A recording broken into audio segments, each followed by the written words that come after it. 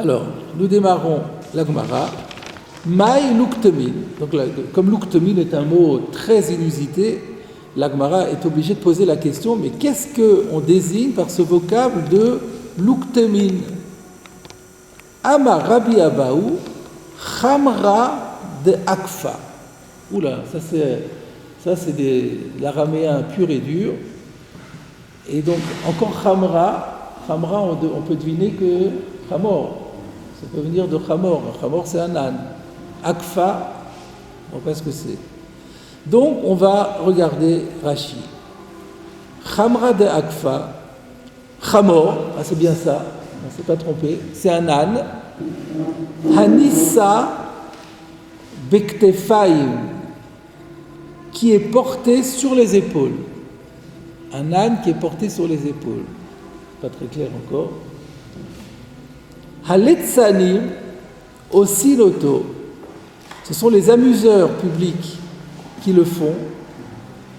Venir et comme Rochev Alav, ça donne l'impression qu'il est à cheval sur l'âne. J'ai que mis. Pardon? J'ai que mis, pas que mot. Ah oui, que mi. Venir c'est pareil. Venir kemi chez Rochev Alav. Ubim komenu, et dans notre endroit, à Troyes, en Champagne, Nikra Ardefisi. Donc vous avez compris qu'est-ce que c'est? Un quoi? Un cheval de bois. Un âne de bois.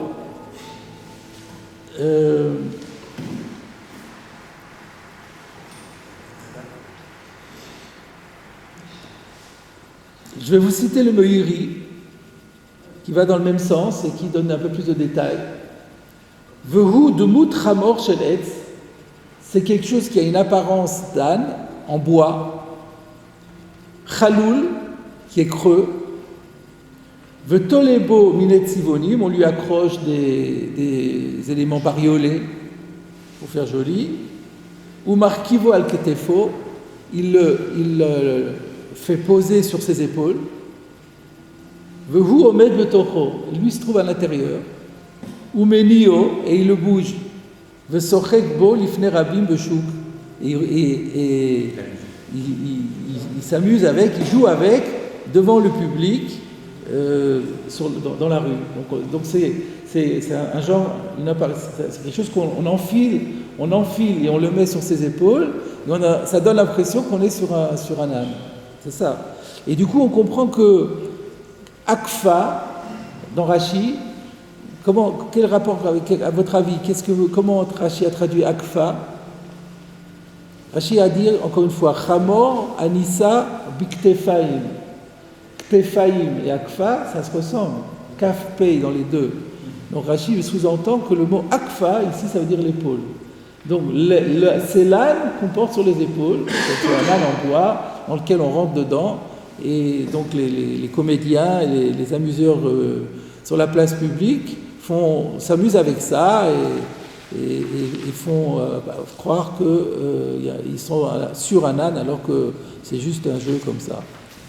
Et donc c'est pourquoi est-ce que c'est pas Mekabel Touma? Le Meiri continue, il dit Teorim she'en lo Torat Keli, parce que ça s'appelle pas un ustensile. Ve'en yotzi bo b'Shabbat. Et pourquoi on sort pas avec le Shabbat? She'en bo shum tzorer, parce que ça sert à rien. Va'reyum asui, donc c'est porté. Si on sort avec dans la rue le Shabbat, ça s'appelle porter. Il porte cette tenue-là qui fait croire qu'il est sur un âne. Ça, c'est le pshat de Rashi et du Meiri. On va regarder Rabbeinu Hananel, qui a tout à fait une autre explication.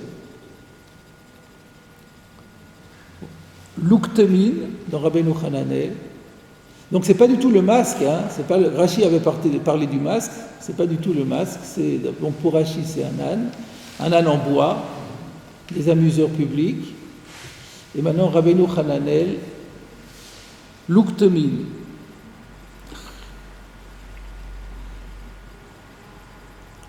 Voilà, Luktemin, vous l'avez. Chamra de Akfe. Donc nous on a Akfa, lui il a Akfe. Guidam. quelqu'un qui est manchot, Misheyadav Ketsutzot, dont les mains ont été sectionnées. Osinlo Yad Shel Etz, on lui fait une prothèse en bois, en forme de main, Venikra Chamra de Akfe, c'est ça qu'on appelle Chamra de Akfe. Rien à voir avec ce que nous on avait dit. Et là, c'est complètement utile. Et là, c'est une prothèse. C'est étonnant c'est étonnant qu'on lui donne pas le statut de tarchit. Apparemment, on devrait dire que c'est un tarchit. Je n'ai même pas réfléchi à ça. Pourquoi est-ce que la Mishnah, donc que ce soit pas Mekabel Touma, ça peut se comprendre, parce qu'il n'y a pas de, c'est en bois, il n'y a pas de contenu, donc il n'y a pas les, c'est comme la jambe de bois. Mais pourquoi est-ce que de la même façon qu'on avait vu, c'est vrai, c'est comme la jambe de bois. Hein. Dans la jambe de bois, on avait vu Rabbi Meir Matir et Rabbi Yossé Osser. Et Rashi avait dit pourquoi ? Parce que c'est pas considéré comme une chaussure.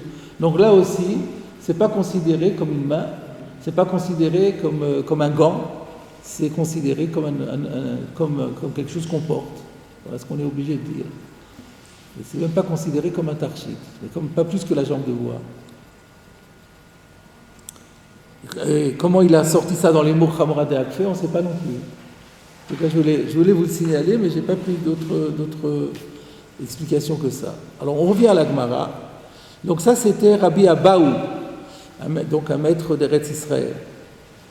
On revient à la Gemara. Il y a un autre avis. Rava Bar Papa.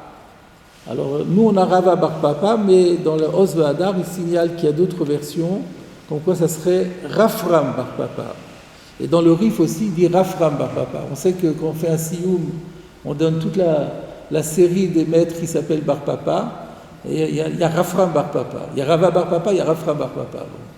Bon, certains ont la version Rava et d'autres ont la version Rafram. Bon, maintenant, qu'est-ce qu'il dit ? Qu'est-ce que c'est nos Luktumin ? Lui, il dit Keshire. Keshire. Alors, qu'est-ce que Keshire, c'est quoi ?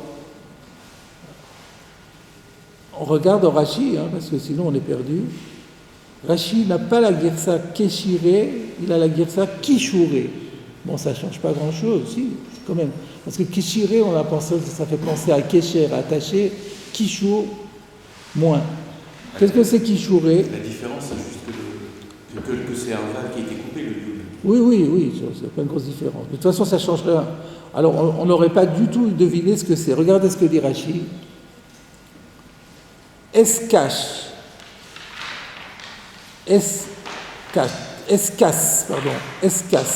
sachant que le CH en vieux français se prononçait que. Parce que nous on prononce che, on voit que à chaque fois que dans Rashi il y a un mot comme ça, il ne prononce que. Par exemple, Chinon, la ville de Chinon, il dit Quinon. Donc là il dit escasse. Vous comprenez ce que c'est escasse ? Échasse. Ce sont des échasses. Et d'ailleurs, on le voit de la suite. Sheme'alchin ba'em makomtit. C'est qu'on utilise pour marcher dans des endroits boueux, pour éviter donc de se salir les pieds quand c'est dans un endroit d'un sable très boueux et très tendre, dans lequel on risque de s'enfoncer et on va se salir les chaussures. Alors on marchait avec des échasses. Et ça, donc, on n'a pas le droit de sortir avec le Shabbat. Vekashiali. Rachid dit, mais ça, j'ai un problème là-dessus. Rachid me dit, j'ai un problème là-dessus, j'ai pas la solution. C'est quoi ? Nei de teori mitumat maga. Je comprends que ça peut pas être impur au titre de l'impureté par contact. De pshute klief minou. Ça, c'est des bois qui sont plats. Ils n'ont pas de creux. Donc ça, c'est normal. Aval mina midras la matori. Mais pourquoi ça serait pur par rapport au midras ? On s'appuie dessus. C'est comme des chaussures. On avait vu que la chaussure du Sayyad, dans laquelle qu'il utilisait pour aller de son atelier à la maison, comme il s'appuyait dessus, c'était Kametubal midras. Donc là aussi, il s'appuie dessus quand il marche dans la boue. Donc pourquoi ça ne serait pas Mekabel Touma? Voilà la question de Rashi. Et Rashi dit, j'ai pas la réponse. Qu'est-ce qu'on fait? On regarde Tosfot. Il y a un seul Tosfot dans cette page, c'est sur ce point-là. Alors, Kishure, Perash Akuntras, Eskas, Veiksha Bekuntras. Et on a vu la question on vient de voir, la question que Rashi s'est posée. Tosfot ne le cite même pas. Il dit, reportez-vous à Rashi, vous allez voir la question qu'il a soulevée. La raison qu'il a soulevée, c'est, mais comment ça se fait que c'est pas Tameh Tumat Midras? Veri Teratz, alors son arrière-petit-fils, le Ri, Rabbi Yitzhak de Dampierre, répond, de Kivan She'ena Masuyim Ela la Lechet Derech Ha'avara Betit. Étant donné qu'elles ne sont conçues que pour marcher derech ha'avara, ça veut dire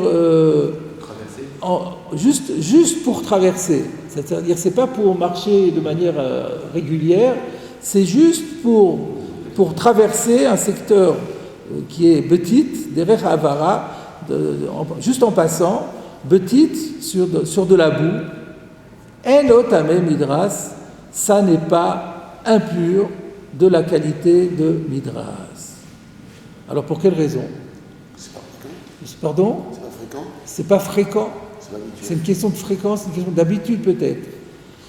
Alors il y a la première des choses qu'on fait quand on a un Tosfot, qu'on n'a pas bien, Tosfot est un peu trop concis, on a du mal à... La difficulté qu'on a ici, c'est d'extraire le principe. Pourquoi ça c'est pas Tameh Midras? Ça veut dire quoi? Derech ha'avara. Ça peut être l'idée, effectivement, c'est pas fréquent, c'est pas habituel, c'est pas la manière habituelle de marcher. On peut trouver tout ça. Chinouille, quoi. Peut-être à Chinouille, c'est ça. Pour que ça soit Tameh Midras, il faut que ce soit habituel, la manière habituelle de se comporter. Ça, c'est quelque chose qui est exceptionnel. Alors, le Tosfot, on regarde d'abord dans le Tosfot à Roche, parce que dans Shabbat, on a la chance d'avoir un Tosfot qui a été élaboré par le Roche et qui est un peu plus explicite que le Tosfot. Et il dit la chose suivante, qui midé de Hava à Soulam Betorat Kohanim. Parce que on peut comparer ça à ce que dit le Torah de Kohanim, le Midrash Sifra, sur Vayikra, à propos de l'échelle. Donc, je crois que je l'ai cité.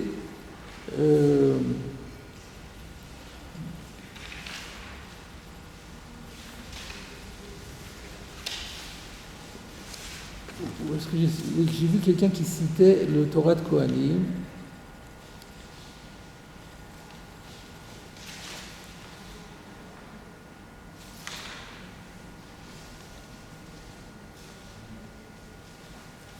Où est-ce qu'il est, ce Torah de Kohanim?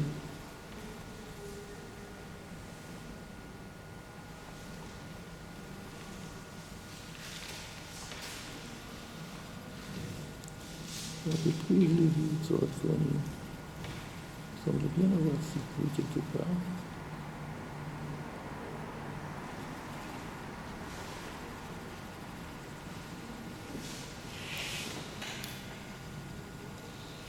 Je l'ai noté quelque part, mais je ne le trouve plus, mais c'est pas très grave. Donc le Torah de Kohanim dit simplement que le verset qui parle de Mishkav et de Moshav, et qui dit qu'il y a Tumat Midras, il déduit d'un mot du verset que par contre, celui qui monterait ou descendrait les échelons d'une échelle, l'échelle n'est pas Tameh Midras. Et pourtant, il s'appuie dessus. Alors le Tosfot Arosh dit que c'est la même chose. Alors, donc ça donne aussi une idée pourquoi est-ce que monter sur une échelle alors qu'on s'appuie dessus, ça s'appelle pas vraiment, c'est pas Tameh Midras. Alors on peut dire aussi que c'est pas courant monter sur une échelle, c'est pas la manière habituelle de se déplacer, c'est quelque chose de ponctuel, L'échelle est statique. Pardon? L'échelle est statique. L'échelle est statique, mais nous on se déplace sur l'échelle, sauf que c'est vertical au lieu d'être horizontal. Oui, non, mais ça change pas. L'échelle est un outil. Pardon? L'échelle est un outil. Et alors? On la déplace pas. On la déplace pas, et alors? Mais la question est de savoir, nous, quand on est à... on se déplace avec. Donc au niveau tout bas, ça change. Il ne faut pas faire un distinguo, il faut dire que c'est pareil. Il ne s'agit pas de les séparer, il faut dire le même principe qui fait, c'est ce que dit Tosfot Harosh, le même principe qui est explicite dans le Torah de Kohanim, que sur une échelle, on a beau s'appuyer, ça s'appellera, on ne sera pas Tamé Midras, ben c'est la même raison qui fait que dans les échasses, on n'est pas Tamé Midras. Donc il faut trouver le point commun, pas la différence. Donc c'est le point commun entre les deux. Donc le point commun, j'aurais dit, c'est quelque chose qui est juste de transitoire, c'est pas fait pour un long déplacement, c'est pas une manière normale de se déplacer, c'est vraiment d'une situation hyper spéciale, et donc ça rentre pas dans le cas de Midras. La base de la Torah, c'est un siège, c'est un lit, là ça c'est normal, tout le monde utilise ça tout le temps. Là, c'est quelque chose qui est pour des situations exceptionnelles. Derech Havara, c'est juste quelque chose de hyper ponctuel, et donc c'est pas Mekabel, c'est pas Mekabel Touma. Là-bas, on avait posé la question quelle différence avec le Sadal chez Sayadim. Sadal chez Sayadim, j'allais chez eux. Là, il y avait quand même un grand déplacement. Ah oui. Voilà ce qu'on peut dire. On peut proposer cette réponse-là d'après Tosfot. Alors maintenant, il y a d'autres. Je vais vous citer d'autres Rishonim qui ont aussi essayé de répondre à la question. Alors, le Meiri écrit ainsi, Hem Anikraim, il parle de ces échasses, Hem Anikraim velashon laz échasses, Hasuyot lismor baem alatit, sont faits pour s'appuyer dessus quand on est sur de la boue, Shelo yitlachlech haover alav, mais il ne donne pas d'explication, il explique que ça sert parce que c'est pas pour se salir, mais il ne donne pas la raison. Le Ritva écrit, et au nom du riz, il ramène le riz. Verizal tiretz, donc voilà comment le Ritva a interprété le riz. De Kivan, she'enam asuyin lehanaat yeshiva, ela le'alech mimakom le makom, teorim hem minamidras. Très étonnant. Étant donné que ce n'est pas fait pour le plaisir de s'asseoir, mais c'est fait pour aller d'un endroit à l'autre, c'est hors de Midras. Alors là, c'est incompréhensible, parce que aller d'un endroit à l'autre, on a vu que dans le cas des Sayadim, le fait d'aller, c'est pas juste s'asseoir, on a bien vu que être debout, en étant debout et s'appuyer dessus, on a vu qu'on est tamé également. Alors qu'est-ce qu'il est en train de dire que c'est juste pour se déplacer?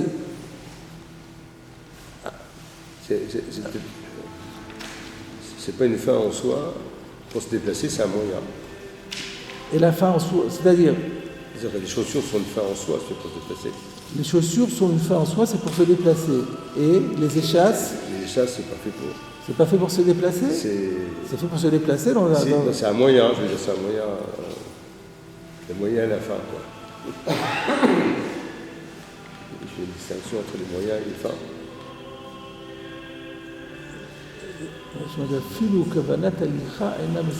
On a l'impression que ce qui veut dire qu'en général, le fait de se déplacer, c'est pas Tamé Midras. Le Midras, c'est s'appuyer. Et se déplacer, ça s'appelle pas se déplacer, c'est pas s'appuyer. Même si quand on se déplace, on est obligé à un moment donné, le poids se pèse sur le sol. Mais l'objectif n'est pas de s'appuyer, de se reposer, l'objectif c'est de se déplacer. Il a l'air de dire que tous les déplacements, c'est pas Tamé Midras. Ah, on avait vu avant que c'est oui Tamé Midras dans le cas des chaussures des Sayadim. Alors c'est peut-être parce qu'ils sont stationnaires. De temps en temps, on s'arrête de marcher, et alors, mais pour les échasses aussi, on peut s'arrêter de marcher. Donc, c'est pas très probant. Alors, il y a une dernière, on va peut-être clarifier les choses. Vous regardez dans le Tosfot, quand on a vu dans le Tosfot Derech Havara Betit, vous avez un renvoi au Gilion Hachas, n'est-ce pas? Le Gilion Hachas, vous l'avez là, nous dit Ayin Menachot Daf Lamed Aleph Amud Aleph Tosfot Dibur Amatril Shida. Ah, ça c'est important. Ça veut dire qu'il y a un Tosfot qui est parallèle au nôtre et qui se trouve dans le traité Menachot. Alors peut-être que des fois un Tosfot est éclairé par un autre Tosfot. On va aller voir ce qu'il y a écrit dans ce Tosfot dans Menachot. Lamed Aleph Amud Aleph Dibur Amatril Shida. Shida, c'est une chaise à porteur. Tosfot pose là-bas une question. Ah, c'est pas la peine d'aller le voir, je vais vous le dire. Vous voulez aller le voir? Bon, je ne pense pas que ce soit nécessaire. Je vais vous le citer. Tosfot pose la question, comment se fait-il qu'un bateau ou une chaise à porteur ne soit pas Tamé Midras? Parce que la Gemara là-bas, elle dit que dans un bateau, par exemple, le bateau n'est pas Tamé Midras. Pourtant, il y a des gens qui sont dedans, et donc les gens qui sont dedans, ils s'appuient dessus, ils s'appuient sur le bateau. Et pareil, la chaise à porteur, la personne elle est assise dessus, donc c'est vraiment comme un siège. Pourquoi ça ne serait pas Tamé Midras? C'est ça la question qui est soulevée là-bas par Tosfot. Et qu'est-ce qu'il répond Tosfot? Ve'onire de afilu ikaro asul le avir bene adam meir le ir, que même si c'est conçu fondamentalement pour transporter des personnes d'une ville à l'autre, pour le bateau, ve'chen shida le merkevet nashi, de la même façon pour la chaise à porteur, pour permettre aux dames d'être transportées. L'ochashiv midras, ce n'est pas considéré comme midras, qui va de lo avida liot nish'an alea ela lalechet mimakom le makom. Ça s'appelle pas midras, parce que c'est pas conçu pour qu'on s'appuie dessus, c'est conçu pour se déplacer. Midé de Ave à l'uktemin, comme les luktemin qu'on a étudié dans Shabbat, théorine, dont on dit qu'ils ne reçoivent pas l'impureté de Midras, Beperek Bame Isha Yotza, chez En Ashkinat Belaz et les échasses, chez Olchim Aleem Bimot Akshamim, qu'on utilise pour marcher quand il pleut, Velodami le Egla chez le Katan de Tmea Midras. Alors qu'est-ce qu'il a l'air de dire? Il a l'air de dire il faut regarder l'objectif de base. Si l'objectif de base, c'est le déplacement, et donc quand on s'appuie dessus, c'est agave, c'est par entraînement, on est amené à s'appuyer dessus. Mais l'objectif, c'est pas de s'appuyer dessus, c'est pas que ça nous supporte. L'objectif, c'est que ça nous permette de nous déplacer. Alors si c'est pour déplacer, ça s'appelle pas midras. Midras, il faut que ce soit fait pour supporter la personne. Le bateau n'est pas fait pour supporter la personne. Le bateau est fait pour transporter la personne. Bon, par entraînement, il va la supporter, mais c'est pas ça l'objectif. En réalité, physique. Et pareil, et donc même la chaise à porteur, donc une chaise, c'est fait pour le fauteuil, il est fait pour que ça soit dessus, c'est fait pour me supporter. La chaise à porteur, elle va me supporter, mais elle n'est pas là pour ça, elle est là pour me déplacer. Voilà l'idée. Donc maintenant ça rentre très bien dans les mots de Tosfot aussi. C'est juste pour marcher, pour se déplacer, mais pas pour supporter. Donc si le support devient quelque chose d'accessoire qui accompagne la motivation principale, il n'y a plus de midras. Et donc du coup de l'échelle c'est pareil. L'échelle c'est pas fait pour me supporter, c'est fait pour me permettre de monter là-haut. Maintenant évidemment pour monter là-haut il va falloir que je m'appuie sur l'échelon, mais c'est pas fait pour ça à la base. Voilà l'idée. Rashi n'était pas d'accord avec ça. Rashi dit, mais non, mais du moment qu'on ne peut pas faire l'un sans l'autre, donc ça s'appelle midras. Rashi avait certainement envisagé cette réponse-là, mais ça ne lui plaisait pas. Mais n'empêche que, comme le dit Négré comme ça, donc c'est peut-être quand même ça l'explication qu'on peut donner. Voilà donc l'explication du Ri.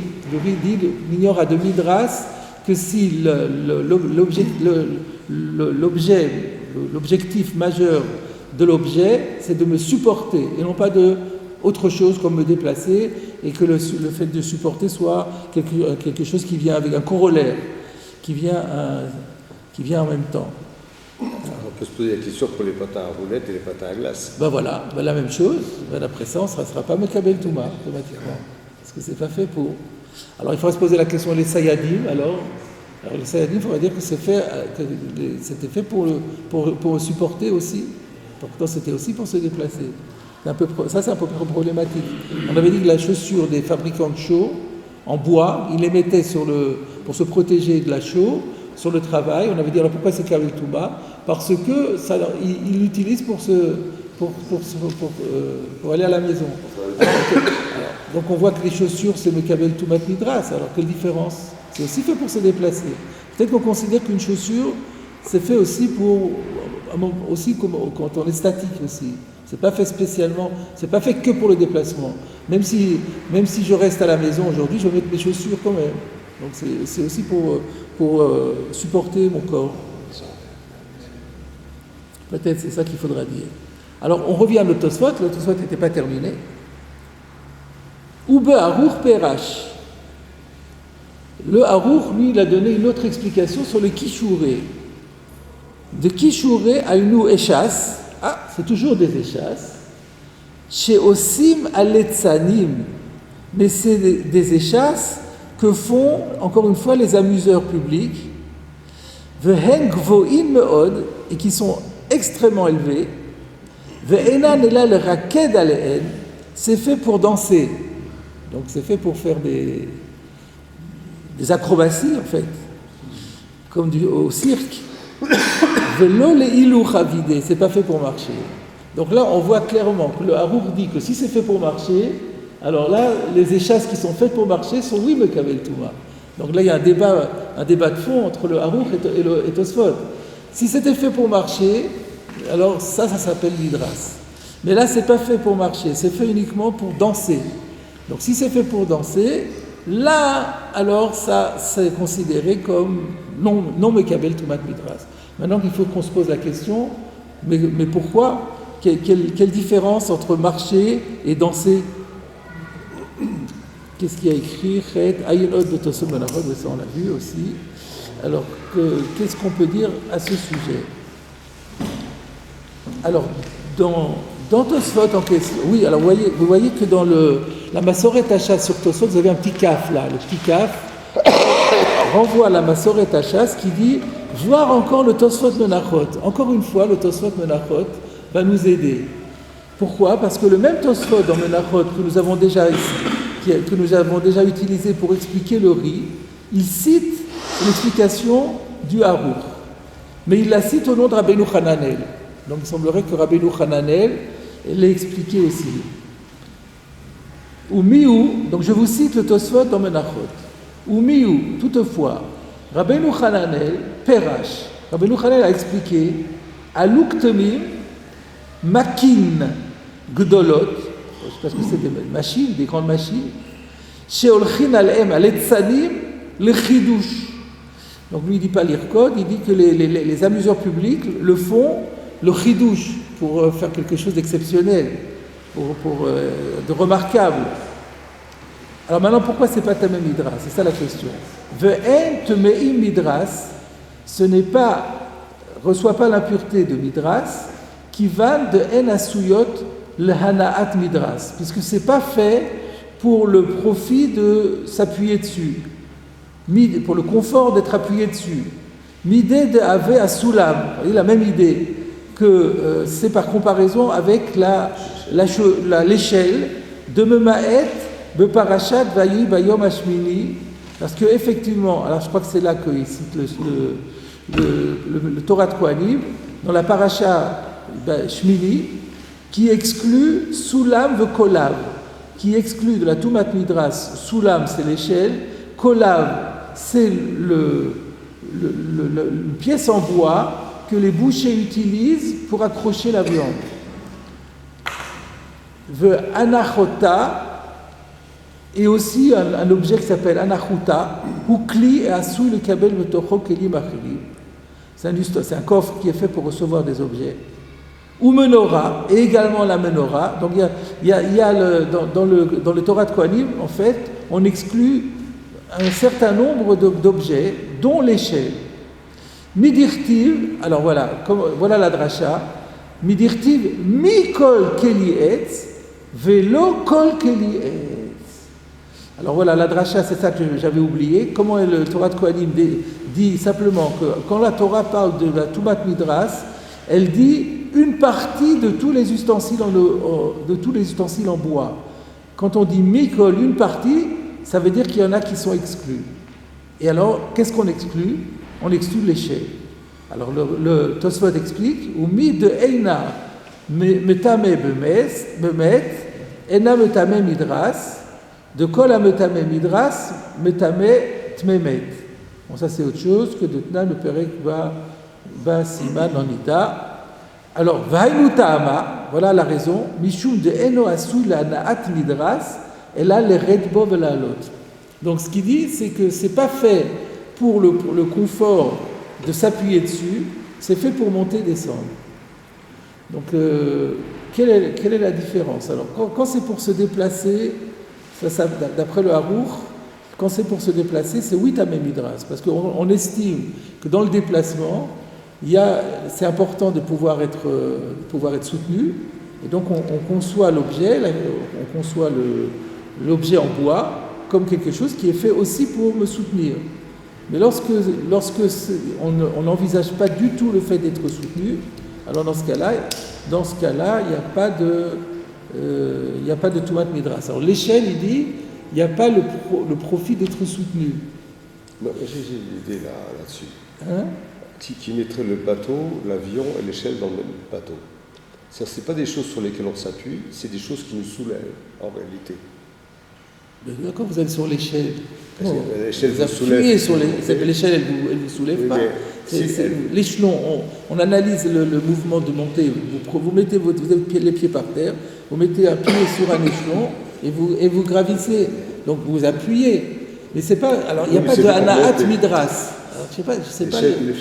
C'est pas pour un confort. Un bateau, c'est pareil. Un bateau, vous appuyez pas dessus, c'est parce qu'avec les forces physiques, fait que le bateau vous soulève et vous enfoncez pas dans l'eau.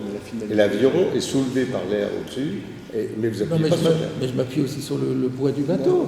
Non, c'est. Je parle pour vous regardez par rapport à l'eau, mais moi je parle pas par rapport à l'eau. Moi je vois par rapport au parquet.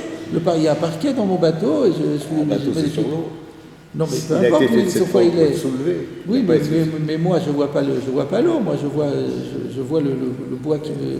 Si elle n'est pas le bois, vous tomberiez dans l'eau. C'est vrai. Mais donc c'est pas. Je trouve que c'est pas. Donc c'est quoi la svara? Ce que j'ai écrit ici, la kavana, c'est la anat midras. Il semblerait que l'idée du Harour, elle est assez proche de ce qu'on a dit dans Tosfot. C'est-à-dire qu'il faut regarder l'objectif principal. Tosfot en avait compris. Si l'objectif principal, c'est se déplacer et que l'effet corollaire, ou comment on dit, les collatéral, voilà, le mot que je cherchais, collatéralement au déplacement, il va y avoir aussi un appui. Mais ce n'est pas ça qu'on recherche. Donc ça ne s'appelle pas midras. Midras, il faut que ce soit l'objectif principal et pas collatéral. Ça, c'était Tosfot. Maintenant, le Harour a l'air de dire exactement la même chose, mais simplement, il dit, mais par contre, se déplacer, c'est un même midras. Alors, peut-être que l'idée, c'est que lui, il considère que dans le déplacement de la marche habituelle, là, le fait de s'appuyer dessus, c'est pas considéré comme collatéral, ça fait vraiment partie. Qui dit déplacer, dit s'appuyer sur le sol. Mais à partir du moment où ça devient vraiment quelque chose d'annexe, alors dans ce cas-là, c'est plus Mekabel Tumat Midras. Donc un déplacement à chaussures, dans des sabots, ça c'est vrai que ce qui dit déplacement, on dit comment mettre un pied devant l'autre et recommencer, mais c'est s'appuyer par terre, donc ça fait partie, là on peut pas séparer l'un de l'autre. Mais par contre, monter sur une échelle, là l'essentiel c'est vraiment de monter, et c'est pas, il ne s'agit pas d'appuyer tout son corps, c'est pas ça le but, même si ça passe par là, c'est indispensable de s'appuyer pour monter, mais il n'y a pas de profit particulier à se retrouver soutenu par l'échelon. L'échelon, qui me soutienne ou pas, c'est pas intéressant. Ce qui m'intéresse, c'est que j'arrive à monter. Donc lorsque c'est pour danser, c'est pareil. Même si pour danser, je vais être soutenu, mais ce qui m'intéresse pas, moi, ça m'intéresse, c'est que les gens me remarquent et qu'ils applaudissent. Donc ça s'appelle plus. On a l'impression que c'est ça. Je ne suis pas certain d'avoir été jusqu'au bout de l'idée. Enfin, on a approché quand même une idée générale. Alors on continue. Donc ça c'était Kshiré. Donc je reprends. Sur le Luktemin, on avait vu, première explication, c'était, alors d'après Rashi et la plupart des Rishonim, c'était l'âne en bois. D'après Rabbeinu Hananel, c'était une sorte de prothèse en bois à la place de la main. D'après Rafram Bar Papa, c'est ce dont on vient de parler, ce sont des échasses, avec la difficulté soulevée par Rashi, qui est plus ou moins résolue par Tosfot et par le Harour. Et maintenant on arrive à la fin. Rava Baravuna, il faut plutôt corriger Rabba Baravuna, parce que le fils de Ravuna s'appelle Rabba. Rabba Baravuna dit Parmé. Alors encore une fois, on a un obstacle, parce que c'est un mot qu'on ne connaît pas du tout. Il va falloir l'identifier. Qu'est-ce que c'est que Parmé? Alors on regarde en Rashi.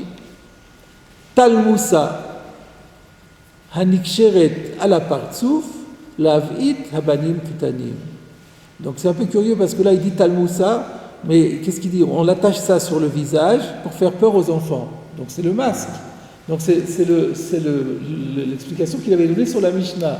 Ce qui est un peu bizarre, c'est que le mot qu'il remplace ici, c'est pas tout à fait le même que celui qu'on avait vu dans la Mishnah. On avait dit Talmask, et là c'est Talmusa. Bon, ça revient sans doute à peu près au même. Je n'ai pas revérifié dans les glosses françaises de Rashi. Donc c'est là qu'on retrouve le pshat de Rashi de masque. Alors se pose la question, pourquoi dans la Mishnah Rashi avait dit ce pshat-là, qui est le troisième, qui est apporté par la Gemara, pourquoi il avait pas dit, d'abord il y a deux questions que je peux poser sur Rashi, pourquoi il n'avait pas dit Mefaresh Bagmara? C'était plus simple, puisque dans la Gemara on voit qu'il y a trois explications, c'est pas, donc la Gemara a du mal à identifier. Rashi aurait pu dire Mefaresh Bagmara, et non, Rashi a préféré donner l'explication la dernière. Alors, je ne sais pas pourquoi il a fait ça. Alors, qu'il n'ait pas rapporté celle de Kshiré, celle des échasses, je comprends, puisque lui-même est resté sur un problème avec, parce qu'il a dit « je ne comprends pas ». Donc il ne va pas donner l'explication qui lui fait problème, il ne va pas la citer. Alors l'autre problème, l'autre qu'il aurait pu citer, c'était l'âne. Mais l'âne, c'est compliqué. L'âne, c'est l'âne dans lequel on rentre dedans, c'est quelque chose de compliqué. Donc je comprends que sur les trois, s'il en fallait un, le masque c'était ce qui avait le plus facile. Mais la question était pourquoi il n'a pas dit Mefaresh Bigmara. Ça je ne sais pas. Des fois il dit on verra dans la Gemara, puis c'est tout. Et là il a voulu l'expliquer tout de suite. Alors peut-être j'ai une idée, c'est que non. Ah oui, parce que je sais maintenant, j'ai une idée. Parce que dans la Mishnah, il n'a pas seulement expliqué l'Uktemin, il a expliqué Théorim. Il a voulu expliquer Théorim. Théorim, il est Kabel Touma, de Eno Loklitashmish Velotarchit. Il n'aurait pas pu, s'il n'avait pas donné un cas, il n'aurait pas pu expliquer le mot Théorim. Et ça lui aurait obligé, quand on arrivait dans la Gemara plus loin, de revenir sur Théorim. Donc c'était compliqué. Alors pour pouvoir expliquer le Théorim, il a donné un pshat. Le pshat le plus simple des trois, c'est celui du masque. Et après, il explique Tahor, parce que c'est ni un Kli ni un Tarchid, et tout est réglé. Donc voilà pourquoi. Apparemment, la race, c'est l'âne. On va regarder, si vous voulez, puisque vous avez, pourquoi vous dites ça? Vous avez un Aleph sur Khamra, vous avez un Bet sur Kshiré, et vous avez un Gimel sur Parmé. Donc a priori, les trois vont être rapportés dans le Shulchan Aruch. J'ai regardé que la Aleph, je n'ai pas regardé sur les autres. Ah d'accord. Mais alors avant d'aller plus loin, je vous propose de voir Rabbeinu Hananel. Comme on a déjà fait.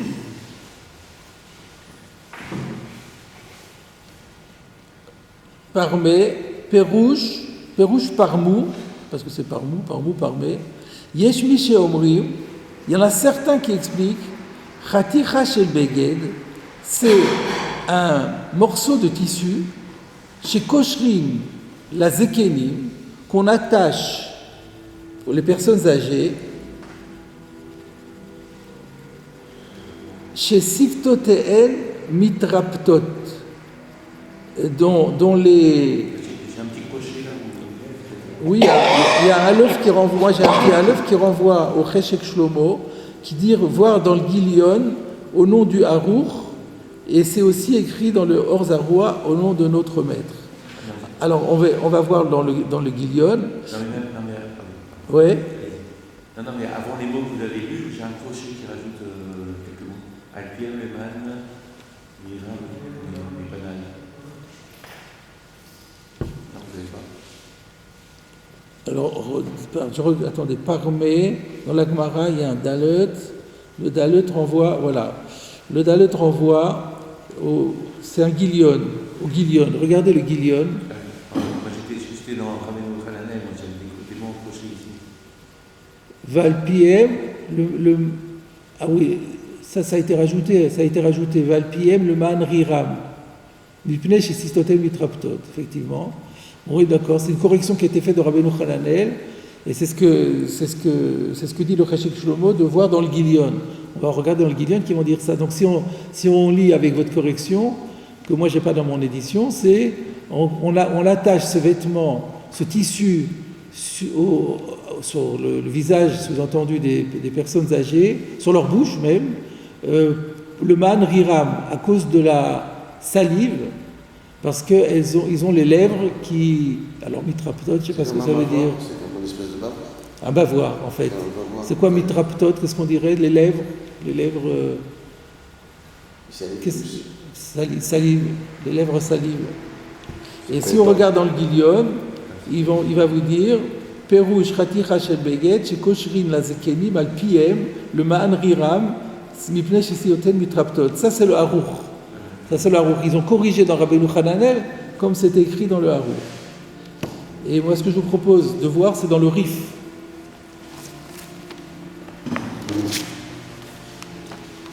Donc on est très loin, on est assez loin du masque de Rashi. C'est aussi quelque chose qui s'accroche au visage, mais c'est pas du tout le masque qu'on avait parlé. Donc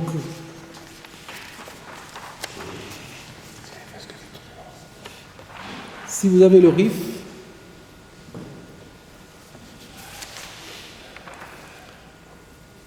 sur la Gemara Akita Yotse, voilà. Donc Akita Yotse Bekav Shelo, Alachak Rabbi Yose, Maïlouk Temin, Amar Rabbi Abaou Khamra de Ukfa, Rafram Bar Papa, vous voyez qu'il a Rafram. Amar, vous avez un peu d'accord. Rafram Amar Kishre, Rabba Baravuna, Mishme de Oula. Donc vous pouvez y rester là, c'était bon. On l'avait là. Bon, alors je reprends là, au bas de la page. Rafram Bar Papa Amar Kishre, Rabba Baravuna, dernière ligne, Rabba Baravuna Mishme de Oula. Donc vous voyez que lui il avait Rabba Baravuna et il avait rajouté au nom de Oula Amar Prami.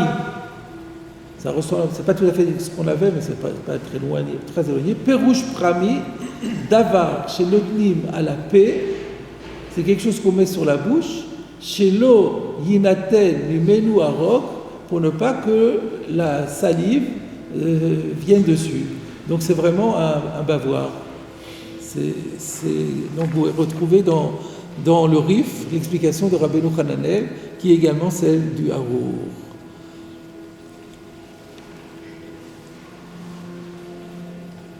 Alors pour conclure ça, on va faire le Shulchan Aruch comme vous proposiez. Aleph Bet Gimel, c'est dans Or HaChaim, Shin Aleph, Seif Kaf. Donc c'est la suite de ce qu'on a vu. C'est juste pour vous montrer comment on retrouve dans la Halacha les conclusions de la Gemara.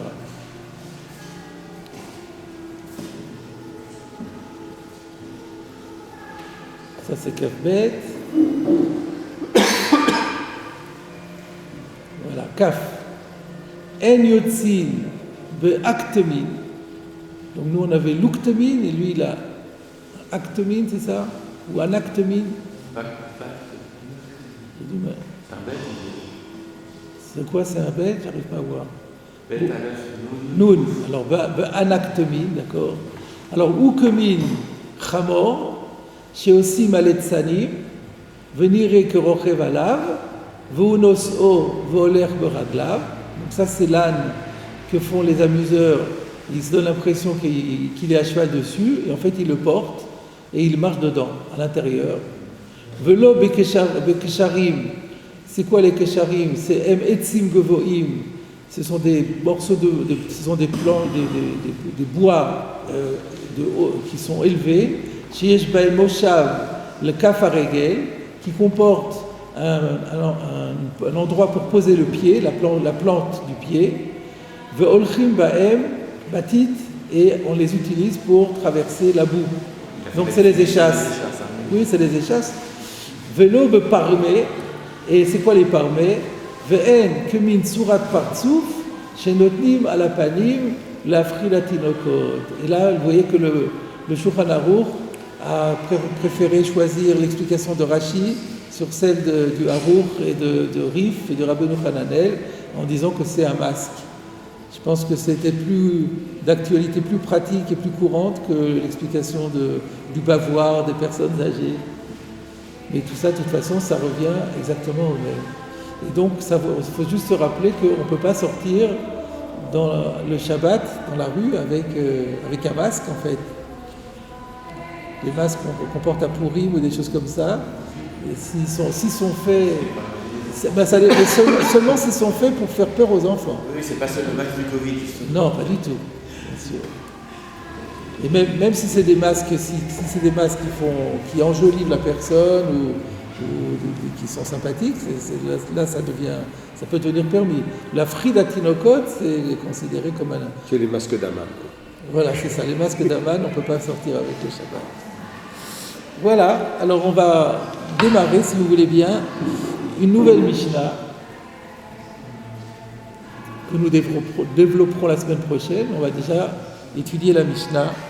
Là, après des passages un peu complexes, on est dans des passages qui sont plus simples. De temps en temps, il y a une alternance, ce qui n'est pas pour nous déplaire.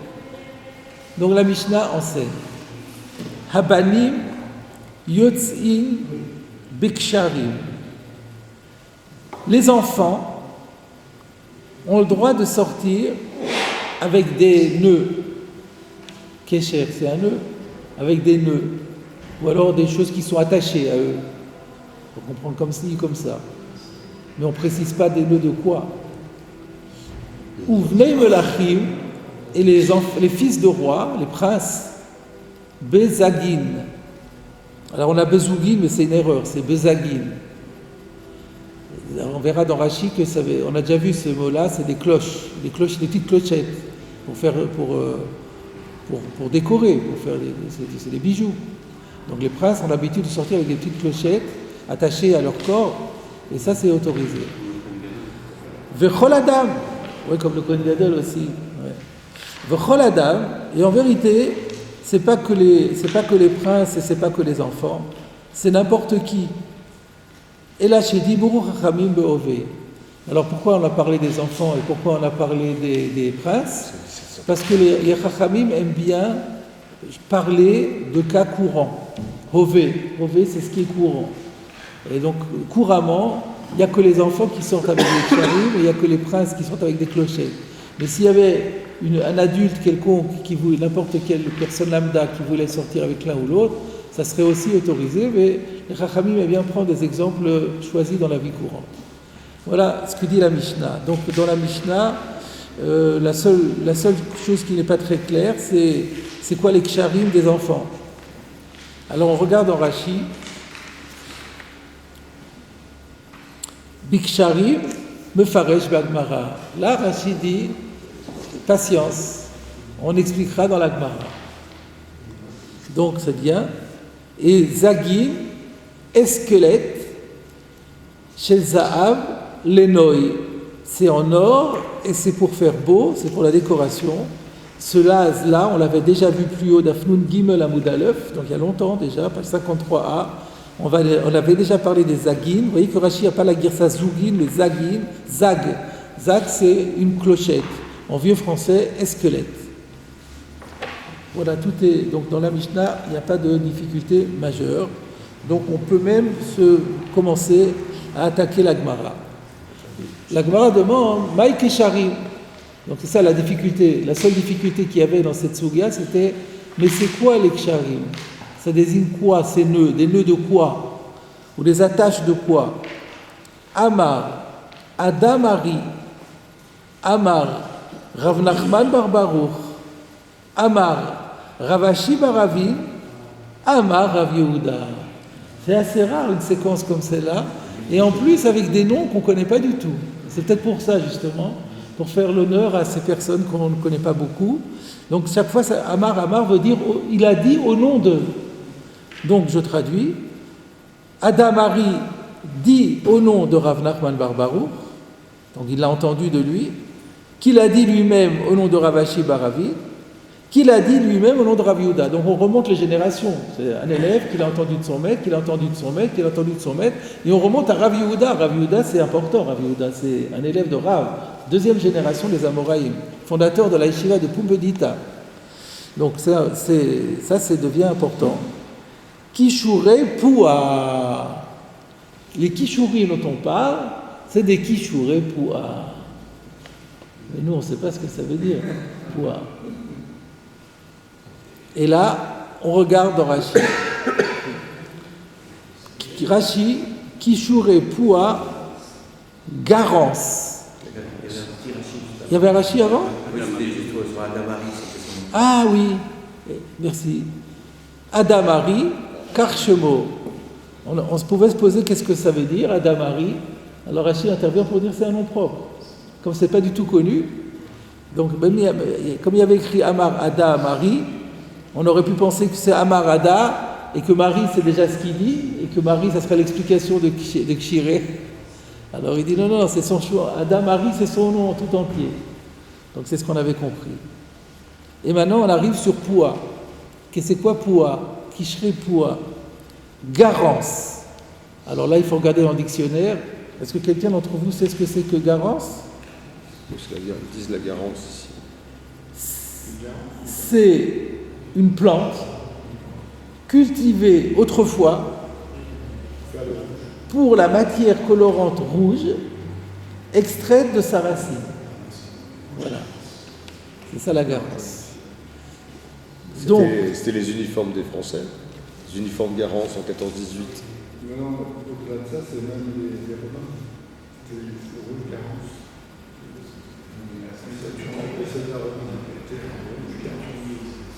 donc on parle souvent garance, c'est pour désigner ce rouge-là. Mais là, ici, on parle de la plante. On parle donc des nœuds qui étaient faits avec cette plante. Et on s'accrochait au corps, on accrochait au corps de l'enfant des plantes nouées, des plantes de garance nouées. C'est ce que dit Rashi. Koshrim, biksharim, on les attache avec des nœuds, vetolin betzava, et on les suspendait au cou de l'enfant, les refoua, en tant que remède. Velo yadati les echoli. Mais je ne sais pas, un remède c'est pas précisé quelle maladie était soignée. Donc on avait ce système de guérison pour une certaine maladie. Le traitement, c'était porter des plantes de garance accrochées au cou. Voilà.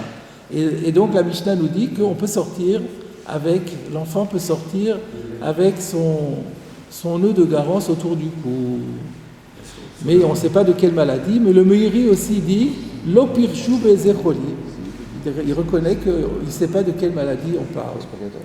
Dans Wikipédia, sur le rouge Garance, ouais. Ils disent que c'était la couleur des pantalons d'uniforme de l'infanterie française au début de la Première Guerre mondiale qui rendait les militaires vulnérables au tir des soldats allemands qui étaient équipés de tenues de couleur neutre. Ouais, c'est pas très malin. Non, mais c'est pour ça que je voulais signaler. C'est 14-18, c'est ça? Ouais. Je lis ce qui est marqué. J'interprète. Alors, je vous cite le Rif. On ne va pas regarder dans le Rif, ça va nous prendre du temps inutilement. Le Rif n'a pas la même girsa tout à fait que nous. Nous avons Kishre Pua, lui il a Kishre Pea, sans le vav. Donc Pea, ça peut avoir différents sens. C'est le coin du champ, ou c'est aussi la Péanochit. On avait vu, Péanochit, c'est la perruque. Alors, le Meiri explique, Rotzelomar, chez Tolshin, Misarot Pea Yedua Etzlam. On arrachait des cheveux à certains types de perruques qui connaissaient à l'époque. Vekolim, on les tressait, Vetolim, Vetsavar, et on les suspendait au cou. Donc il y avait certaines perruques qui étaient faites dans un matériau particulier, et on arrachait des cheveux de cette perruque, et on en faisait des nœuds qu'on mettait au cou, toujours pour des raisons de thérapeutiques. Par contre, dans le Harour, et que le Baït Hadash sur le Rif cite, il dit Lo shel Pea nochrit. Non, il ne faut pas comprendre Pea dans le sens de perruque. Et la Pea zu zironim vetsovin bo adom. Eh ben, il dit que c'est la garance, comme Rachid. Donc ça peut être le coin du champ dans lequel pousse de la garance et où on décroche cette garance, on en fait des nœuds.